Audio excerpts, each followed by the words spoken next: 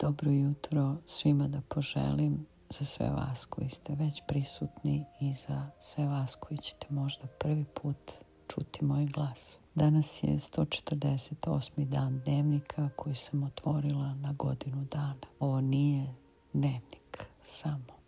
Ovo je put kroz koji sam prošla sama, kroz manipulacije, laži, boli, ali kroz disciplinu, fokus i potpuni rad na sebi. Prva faza koju smo prošli je mentalna snaga. Kako prepoznati manipulaciju, postaviti granice, zadržati mir u haosu. Druga faza je digitalni identitet i znanje. Kako izgraditi sebe online i koristiti svoje iskustva da stvorite realnu vrednost.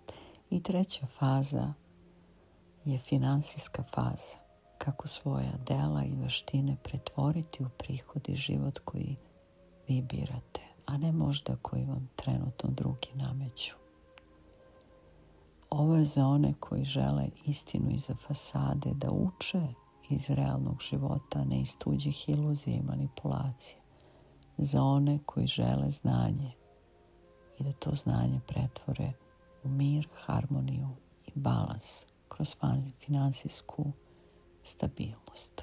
Delim ono što sam prošla sa punom odgovornošću i ne prenosim ništa što sama nisam radila. Ako pratite i želite da naučite, bit će potrebna i akcija da biste delovali. Ovo može biti vaš put ka isceljenju i možda drugačijem životu ukoliko to poželite.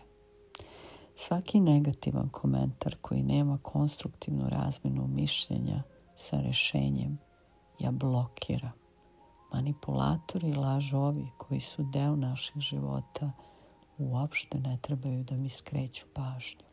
Jer ovo je za mene jedna misija koja svetli jedan svetao trenutak. I kao režiser koji je kreirao jedan ambijent, postavila sam sebe kroz godinu dana posvećenosti da ispričam i podelim sa svima vama.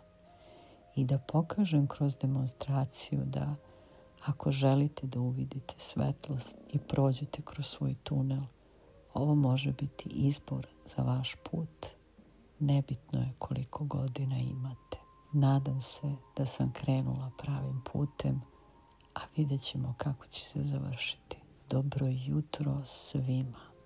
Od srca i hvala vam što ste ovdje.